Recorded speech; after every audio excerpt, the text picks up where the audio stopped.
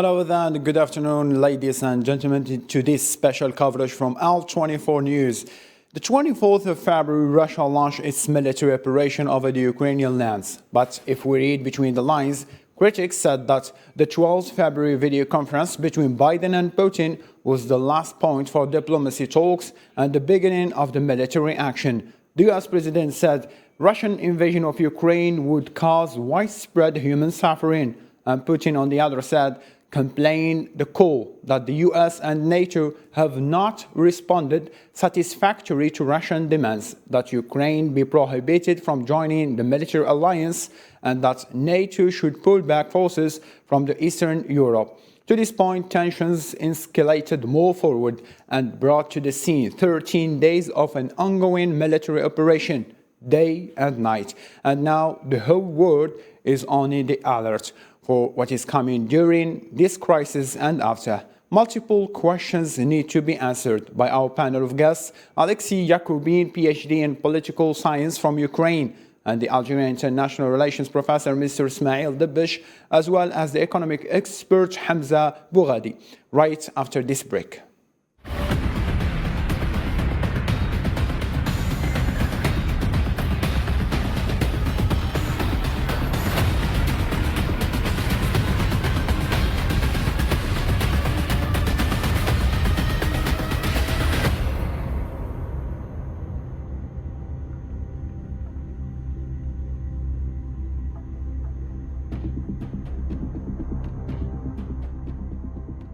And before we dive into our debate, here is today's highlights. Russia makes new offer for evacuations as Ukrainians can choose where they want to be evacuated to.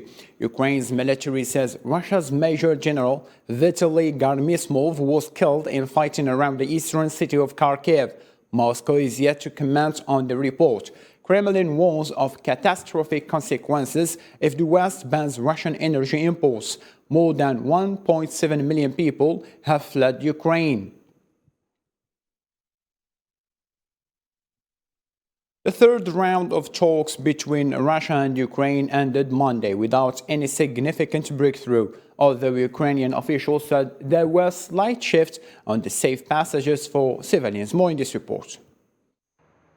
A third round of talks between the Russian and Ukrainian negotiators over the situation in Ukraine after the start of the Russian military operation brought different views in terms of result. The two sides agreed to aim for the opening of humanitarian corridors Tuesday to allow civilians in Ukrainian cities to evacuate. They agreed to create such corridors in their second round of talks, but they have not been implemented so far, with the countries accusing each other of violations. Ukraine's lead negotiator, Mikhailo Podolyak, said on Twitter after the talks there were some small positive shifts regarding logistics of humanitarian corridors. He added that the two sides will continue talks on a ceasefire. The third round of negotiations is over. We have had some positive results with regard to the logistics of the humanitarian corridors. Changes will be made and more effective help will be received for people who suffer from the aggression of the Russian Federation. On the key political track, which includes a ceasefire, reconciliation and an end to hostilities, intensive consultations will continue. To date, there are no results that significantly improve the situation. However, the consultations, I stress again, will continue and we will get results. Ukrainian President Volodymyr Zelensky has accused the Russian army of scuppering the evacuation of civilians through humanitarian corridors agreed upon after talks with Moscow. There was an agreement on the humanitarian corridors. Did it work? Russian tanks worked instead. Russian grats, Russian mines. They even mined the road, which was agreed to bring food and medicine for people, for children. Russia's top negotiator Vladimir Medinsky said he expects that humanitarian corridors in Ukraine will finally start functioning on Tuesday. He said no progress has been made on a political settlement, but he voiced hope that the next round could be more productive. Meanwhile, Ukrainian Foreign Minister Dmytro Kuleba and his Russian counterpart Sergei Lavrov have agreed to meet on Thursday on the sidelines of a diplomatic forum in Turkey's Atlanta province. Russian Foreign Minister Sergei Lavrov and Ukrainian counterpart Dmytro Kuleba have agreed to meet at a forum in southern Turkey on Tuesday. Mevlut Cavusoglu, Turkey's foreign minister, made the announcement on Monday and said he would attend the meeting in the resort city of Antalya. Let's hear it. I have invited my Russian and Ukrainian counterparts to the Antalya Diplomacy Forum, and with all parties, including Russia and Ukraine, we continued our contacts. After the war, we have increased such efforts, and we have engaged in intense diplomacy to bring the two sides together. And now to start this debate, Mr. Yakubin from Ukraine, how do you analyze the third round of talks between Russians and Ukrainians? And Turkey is holding the next round. Is it really helpful to keep up these rounds of talks? Well, if we're talking about this third round of the negotiation, in my opinion, the main tracks, it's a track about the security and the track about the humanitarian.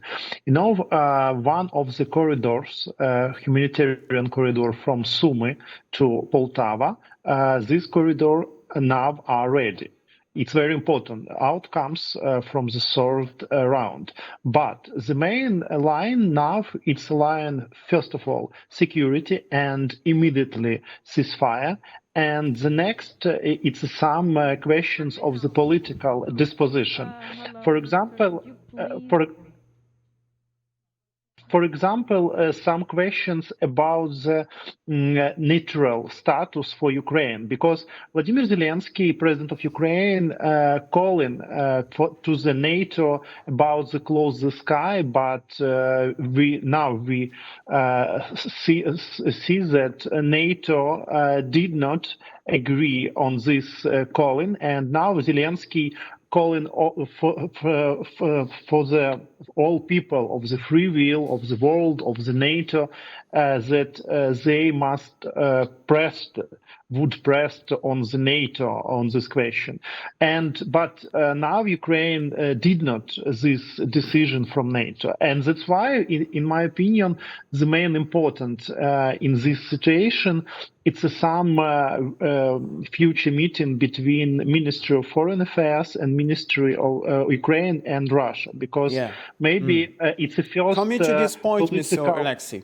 Coming to this point, and I'm sorry to cut your train of thought, do you think that the previous meetings that were held in Belarus, now the next meeting, which is the fourth one, will be held in Turkey? Turkey is not supposed to be in the side of Russia as well as in the side of Ukraine. They are being neutral. Do you think that this side of diplomacy talk will give a solution to this crisis?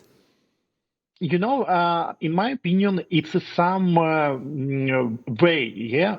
some immediately way for the maybe some steps for the solution. Maybe not only the full solution, but some steps, because it's a contact political level between two ministries, and in my opinion, it's very important because two ministries.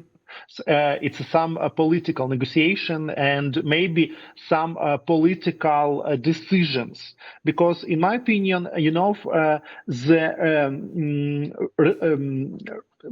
main aim of this situation and the main exit from the situation in the political dimension, not only in the some security, but in the political dimension.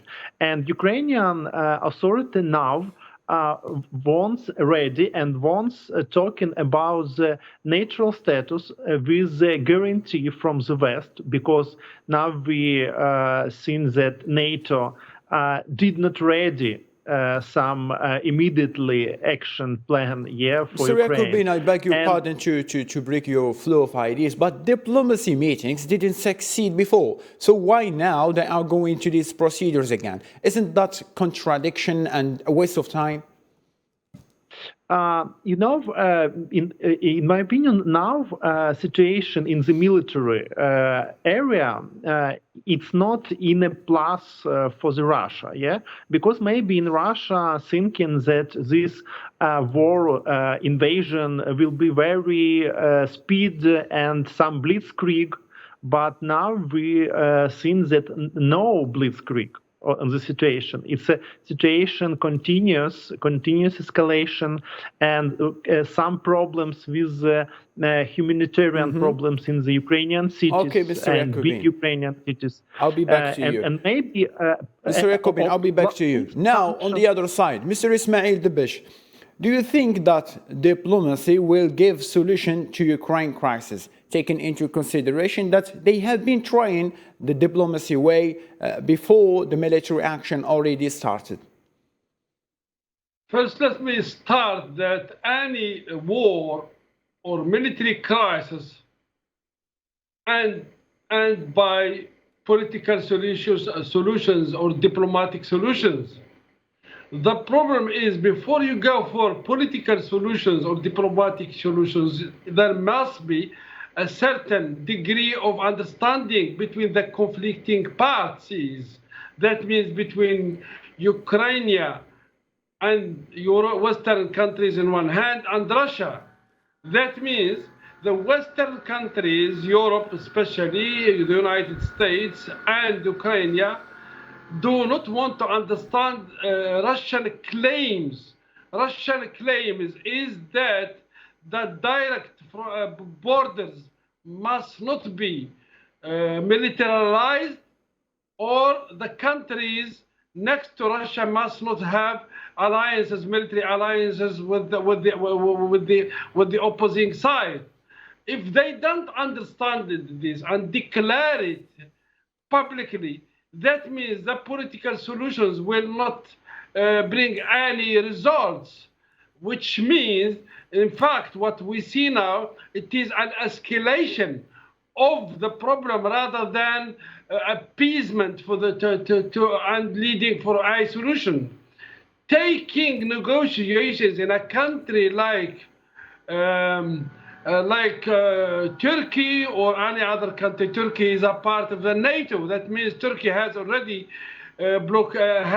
closed the sea frontiers for the Black Sea. For the Black Sea and even for the Russian troops. Supporting the Ukraine with drones, etc. That means a country that leads a negotiation must be neutral.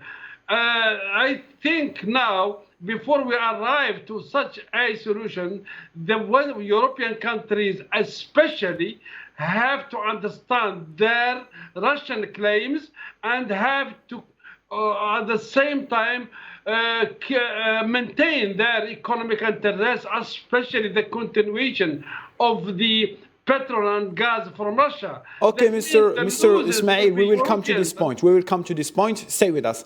Ukraine President Vladimir Zelensky on Monday accused the Russian military of having failed to evacuate civilians through humanitarian corridors that were to be set up in the country following talks between. He added that he will stay in Kiev in a video posted on Telegram. Let's see it. I'm staying here. I'm staying in Kiev, on Bankova Street. I'm not hiding, and I'm not afraid of anyone. I will stay as long as it takes to win our patriotic war. Coming to you, Mr. Now Yakubin, the appearance of Zelensky in this video to ensure that he is safe and still in Kiev. Can we read it as the days of Zelensky are counted, as he might be a direct target for the Russian army? Zelensky in Kiev, because it's very important for the Ukrainian citizens and for the Ukrainian army, because it's some symbol. It's not only a physical place, but it's some symbol, because Kiev is the capital of Ukraine, and president in the capital, president in the not in the evacuate in Lviv or something else. And in my opinion, Zelensky now wants to demonstrate truth and ready for the fighting, for example. And next element that Zelensky demonstrate from this position that Ukraine did not ready for the capitulate. Ukraine want peaceful ceasefire, but not capitulate. And that's why, in my opinion, Zelensky emphasized this point that he in Kiev, not in another place or in evacuate in another country. Okay, we will be coming to this point. President Zelensky says that he hoped that the third round of talks would have been the last. Mr. Ismail, why did not then he accept all Russian demands and then make these negotiations a success for him? I don't think President of Ukraine is an independent president serving the national interests of Ukraine. He's under the influence of European and Western countries in general. That means he can't behave independently from them. If he did, he wouldn't have arrived to such a deterring situation to reach the military conflict and confrontation with Russia. That means if the president of Ukraine wanted security and wanted to maintain Ukrainian interests, have to go back. As a professor in political sciences and strategic studies, I don't understand how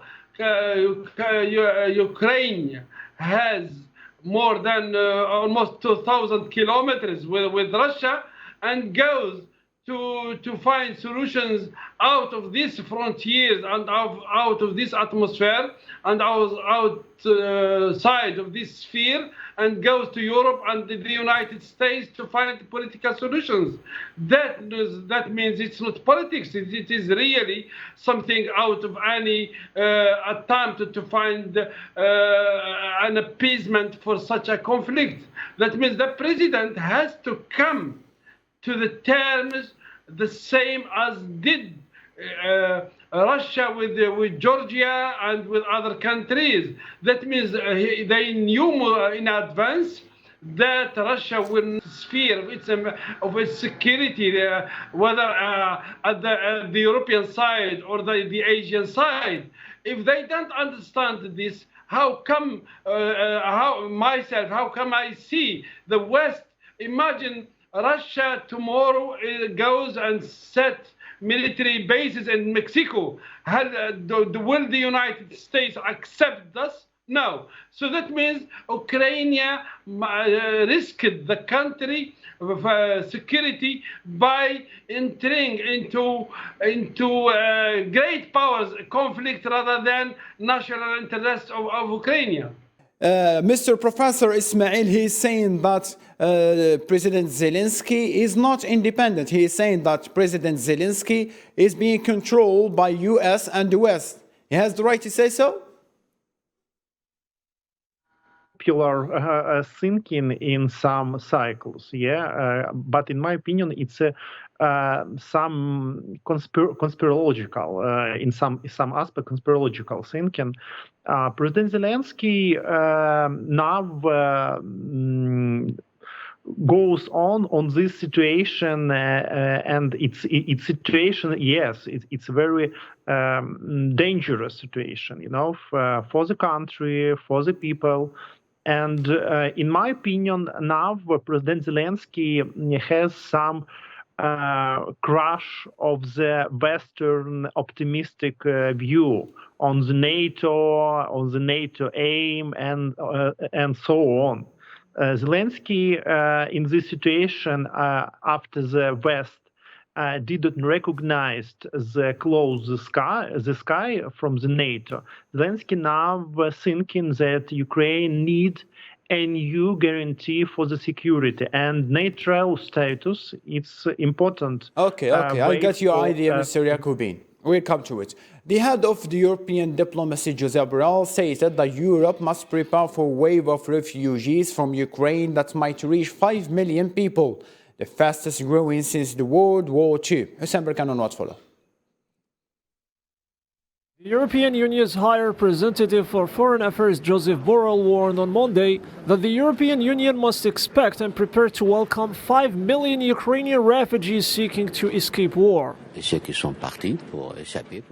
We are already at 1.5 million refugees in a week. If the bombardments continue like this, if they continue to bombard the cities indiscriminately, we can expect 5 million exiles who seek to escape the war. This new crisis is unprecedented in its scale, underlined the head of the European diplomacy, calling Europeans to have a more political vision of their aids. We need to have a more political vision of our aid to ensure that the international community first condemns Russia's action, establishes a coalition to help Ukrainian refugees, to support Ukraine. Borrell also pledged more scrutiny of European Union aid spending in countries that have supported Russia diplomatically or abstained from criticizing Moscow's operation in Ukraine. It's worth highlighting that this is the fastest growing refugee crisis in Europe since World War II. Coming to you, Mr. Ismail, is really Europe prepared to receive such a number at a time when it has failed to dealing with a refugee crisis before? Well, Europe is already paying the prices of economic sanctions imposed on Russia.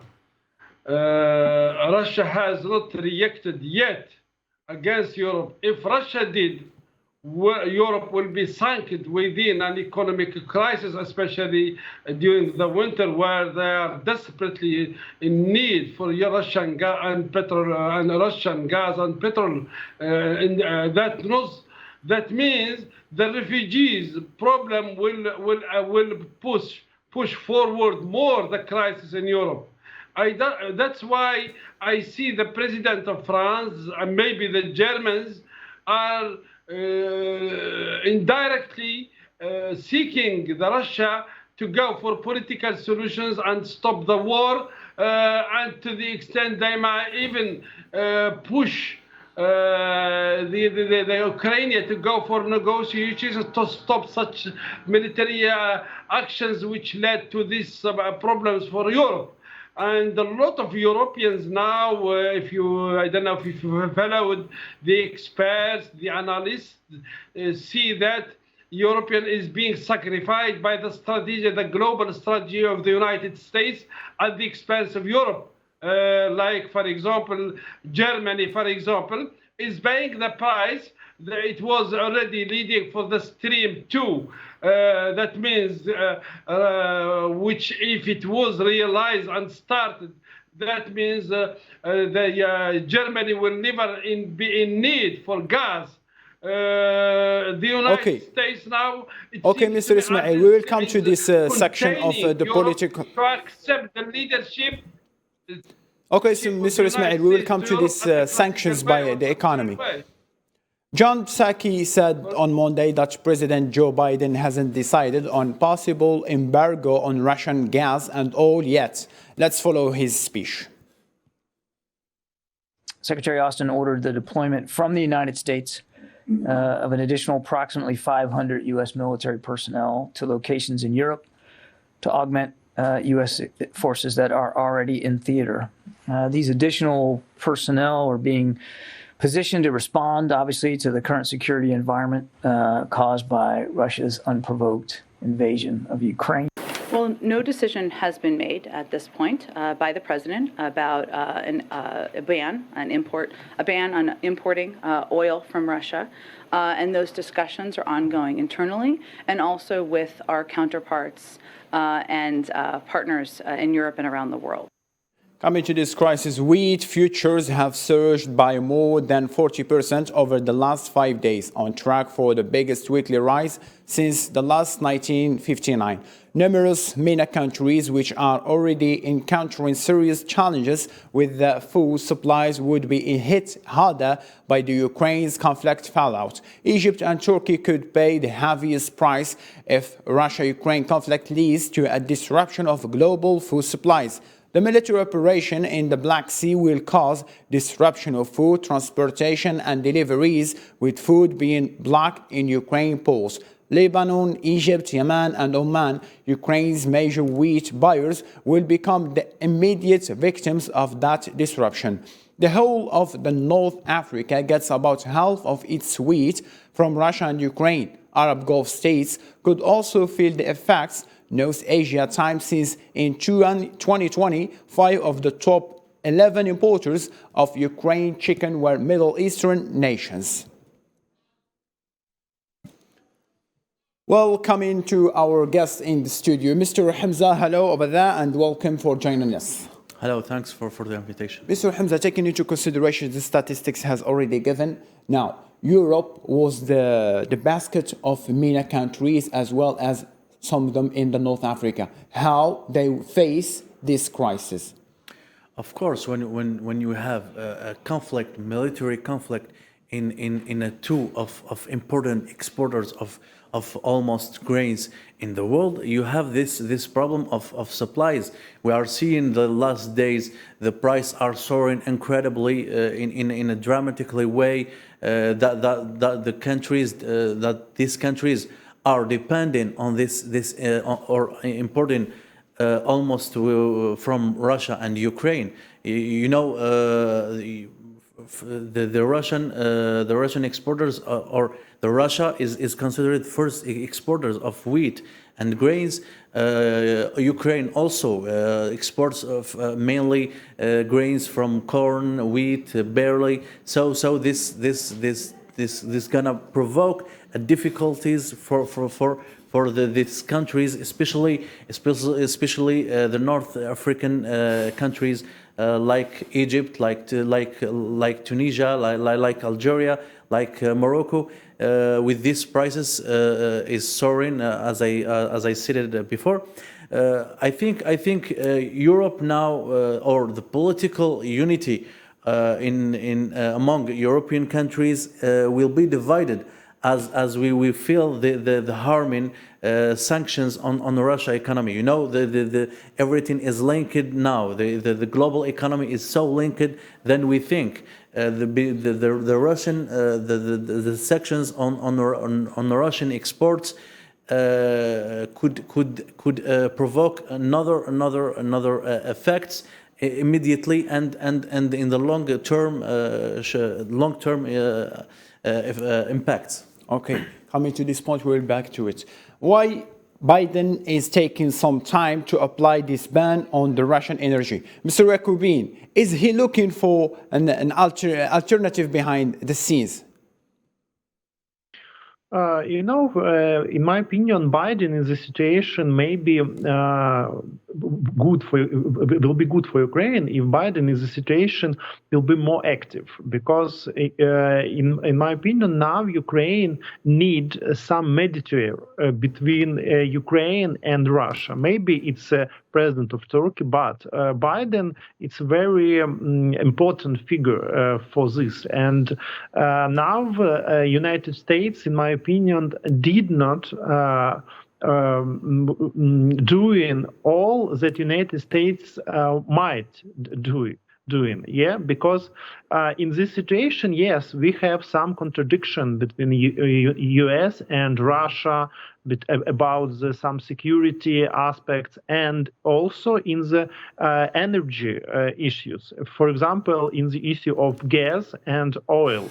And maybe these contradictions now influence on White House and some steps from the White House. But in my opinion, Biden in this situation maybe it's very good for the Ukraine if Biden will be more rapid, and in this situation now about the Ukraine. Okay, Mr. Yakubin.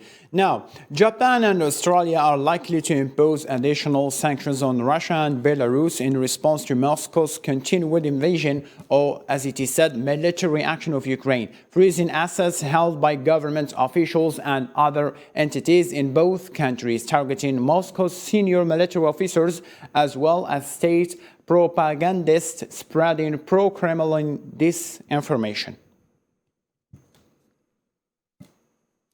Coming to you, Mr. Hamza, do you think that the oil prices moving on now, they move for almost 60% ahead? How the world is going to face this crisis of oil being so priceless? Of course, before this crisis between Ukraine and Russia, the world already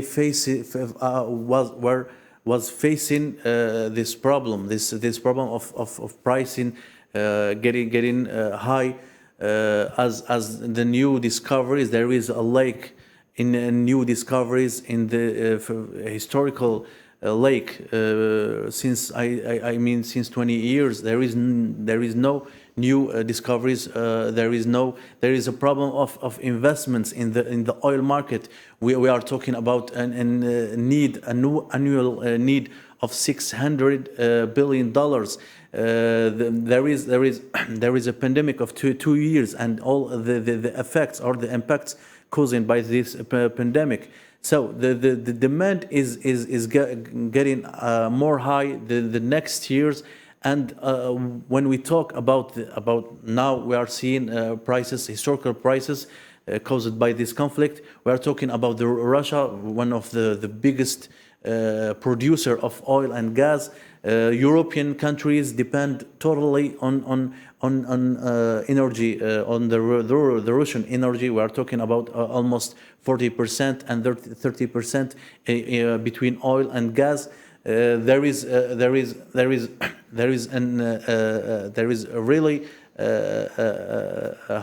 harming situation for both European countries and Russian countries. United States are talking about banning Russia from the oil market, and this will cause a lack of 11 billion barrels per day. So the oil market is going to get complicated more than it is now, and the prices we are talking. JP Morgan said if the conflict continues as it is now, we will see $200 by barrels in a few days. As it is now, it's 125 per barrel. Yeah. So you are expecting it to go further. JP Morgan said, based on the fields, on the predicting experts are saying that we can see prices go to $200 by one barrel. If United States continues with these sanctions, especially when you get out a major actor of oil market, which is Russia. Okay. Mr. Ismail, coming to you. Do you think that the crisis now happening in Ukraine and Russia will be beneficial for our side, I mean in Algeria, because now oil prices are moving ahead, now 60% ahead, which means 125 for one barrel. Will be that beneficial for us? Let me start first. Algeria never deals its politics based on economic and national and trade interests. That means Algeria is always for political solutions and does not make any attempts to exert its economic interests at the expense of peace. That's a principle of Algerian foreign policy since 1962. Plus, we must know that the economic blockade or economic boycott is not as effective as it has been, as it was 2 decades before, because the alternatives for Russia are various, especially within China, or with China, which is the major power in the world economically. That means Russia has already established gas relations, petrol relations with China, will cover almost over 50% of what Russia exports to Europe and the world, which means the loser, the loser in the end is Europe, it's not Russia. We have seen economic boycott or blockade did not have the effect in Iran or other countries, which means I see it's a more propaganda led by the West to say to the people, you have to be on our side, otherwise you will face a great economic crisis in your countries, and we have all to be against Russia for that. Well, this I don't think it will succeed, as we have already seen. A lot of countries blame Europe for escalation of the conflict. China, Mr. Ismail, taking into consideration your word, it means that you mean China, Russia, and even Iran, they can make an alliance to create an economic sector between these countries to face the West and Europe in general. Well, let's not make it, let's not talk really alliance, talk business. I think Russia now can make a lot of economic business to ease the economic blockade and the economic blockade imposed by the West through China, through Iran, through a lot of Asian countries like India, maybe even other countries, and through America, Latin America, and other countries like Algeria and other Algeria. Like, for example, Algeria, as my colleague Hamza said before, maybe the wheat will affect the other Maghreb countries, not Algeria. Algeria has already alternatives. As you know, President Tebboune, since he came 3 years ago or 2 years and a half ago, he insisted that we have to have alternatives to our economy. We should not be only one-sided in our exports. That's why he changed, he did not want to import the wheat only from France. He went to Russia and other countries. That means Algeria is at ease economically. Now, as you said, we go back to your question about the prices of oil prices. I think we must know we should not export the image of Algeria is entering Western Europe to say that it's good. The more the war is going on, the better our economy. That's a bad policy. Algeria is not like that. Algeria wants an immediate solution for the conflict and for the war between Russia and Ukraine, but with respect to the security of the two countries and with a great understanding of Europe to reach. Thank you so much, Mr. Ismail, for this clarification. Mr. Hamza, Mr. Ismail is saying that it is business now, 50-50. The winner take everything. Do you think that Algeria is going to take some benefits from this crisis? I mean, in the economic side. I think there is a problem right now. You know, the economy is so linked. Even China is not forming a West or Eastern bloc with Russia. It's real that China support or is backing Russia politically, but economically. China is a great or a major partner for the United States and Europe. So it's more complicated to talk about separating two separated economic world, Okay. or it's more complicated than we think. Okay. When we talk about assets, Russian assets or Russian bonds bought by European investors, foreign investors in Russia, and on all this complicated linking between all these economic components, it's not that easy to imagine the two separated worlds. Thank you so much, Mr. Hamza, for You're this welcome. clarification. Mr. Ismail, it was a great pleasure, and thank you so much for being with us. Thank Mr. you. Hamza, it was also a pleasure to be with us. Ladies and gentlemen, to this end, thank you so much for being with us, all of us. So, to this end, we can say see you tomorrow for another coverage, for another special coverage for our English News Bulletin. Hello, and peace. Salam.